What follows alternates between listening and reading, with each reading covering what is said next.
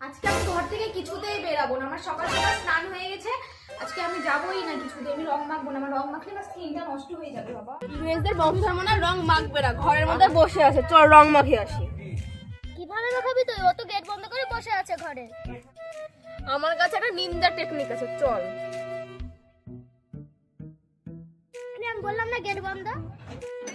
প্রিয়াঙ্কা দি আমাকে ডাকছে কেন? নিশ্চয়ই আমাকে রং মাখাবে, আমি কিছুতেই গেট